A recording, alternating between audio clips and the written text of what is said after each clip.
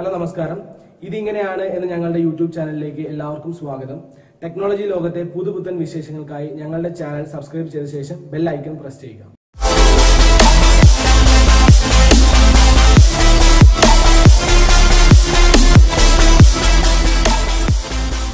നമ്മുടെ നിത്യജീവിതത്തിൽ ഒഴിച്ചുകൂടാൻ പറ്റാത്ത ഒന്നാണ് ഇന്ന് ഇന്റർനെറ്റ്.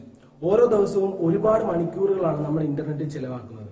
എന്നാൽ എപ്പോഴെങ്കിലും അത് എങ്ങനെയാണ് പ്രവർത്തിക്കുന്നതെന്ന് നമ്മൾ ചിന്തിച്ചിട്ടുണ്ടോ? ആ ഒരു വിഷയത്തിലേക്കാണ് ഞങ്ങൾ നിങ്ങളെ കൊണ്ടുപോകുന്നത്. 1969 US മിലിറ്ററി ആവശ്യങ്ങൾക്കായി രൂപീകരിച്ച ARPANET ആണ് ഇന്നത്തെ ഇന്റർനെറ്റിന്റെ പൂർവ്വരൂപം. 1989 ടിം ബെർണസ്-ലീ ആണ് WWW അഥവാ വേൾഡ് വൈഡ് വെബ് എന്ന ആശയം കൊണ്ടുവരുന്നത്. എന്താണ് WWW? നമുക്കതൊരു ഉദാഹരണം വെച്ച് നോക്കാം. ഇപ്പോൾ ഒരു മലയാളിയും ഒരു ഫ്രഞ്ചുകാരനും കണ്ടുമുട്ടിയെന്ന് വിചാരിക്കാം. രണ്ടുപേരും അവരുടെ മാതൃഭാഷയിൽ സംസാരിച്ച രണ്ടുപേർക്കും കാര്യങ്ങളൊന്നും മനസ്സിലാവില്ല. അതേപോലെ തന്നെയാണ് കമ്പ്യൂട്ടറിന്റെ കാര്യം. നമ്മളിപ്പോൾ ഒരു കമ്പ്യൂട്ടർ ഇന്റർനെറ്റിൽ കണക്ട് ചെയ്താൽ ആ ഇന്റർനെറ്റിലുള്ള മറ്റുള്ള കമ്പ്യൂട്ടറുകളുമായി കമ്മ്യൂണിക്കേറ്റ് ചെയ്യാൻ ബുദ്ധിമുട്ടായിരിക്കും. നമ്മുടെ ആദ്യത്തെ ഉദാഹരണം എടുക്കുകയാണെങ്കിൽ ഇപ്പോൾ മലയാളിയും ഫ്രഞ്ചുകാരനും ഇംഗ്ലീഷിലാണ് സംസാരിക്കുന്നത് വിചാരിക്കാം. അപ്പോൾ രണ്ടുപേർക്കും കാര്യം മനസ്സിലാവില്ലേ? അതേപോലെ എല്ലാ കമ്പ്യൂട്ടറുകളും WWW ഉപയോഗിച്ചാണ് കമ്മ്യൂണിക്കേറ്റ് ചെയ്യുന്നത്. WWW എന്താണെന്ന് മനസ്സിലായില്ലേ? ഇപ്പോൾ നമ്മൾ ഇന്റർനെറ്റിൽ സെർച്ച് ചെയ്യാൻ എന്താ ചെയ്യാം? നമ്മൾ ഏതെങ്കിലും ഒരു ബ്രൗസറിൽ കയറും. നമ്മളിപ്പോൾ ഗൂഗിളിലാണ് സെർച്ച് ചെയ്യുന്നത് വെച്ചോ.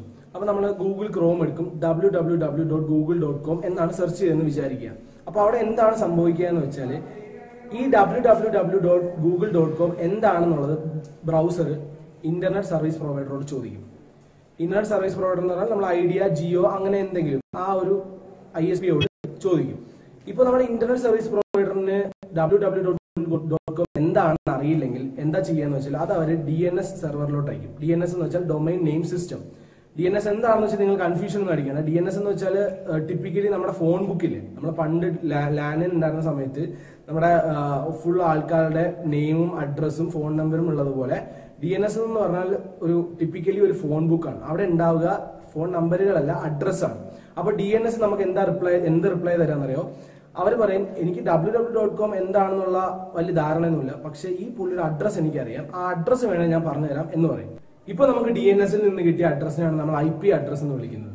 അപ്പോൾ നമുക്ക് ആവശ്യമായിട്ടുള്ള വെബ്സൈറ്റിന്റെ അഡ്രസ്സ് നമ്മുടെ കയ്യിലുണ്ട്, പക്ഷെ ആ വെബ്സൈറ്റ് നമ്മുടെ കയ്യിലില്ല. അപ്പോൾ നമ്മുടെ ബ്രൗസർ എന്ത് ചെയ്യും? നമുക്ക് കിട്ടിയ അഡ്രസ്സിലോട്ട് പോകും. അപ്പോൾ ആ അഡ്രസ്സ് ചെല്ലുമ്പോൾ അവിടെ നമുക്ക് വേണ്ട ആവശ്യമുള്ള വെബ്സൈറ്റ് എന്താണോ അത് അവിടെ ഇരിപ്പുണ്ട്.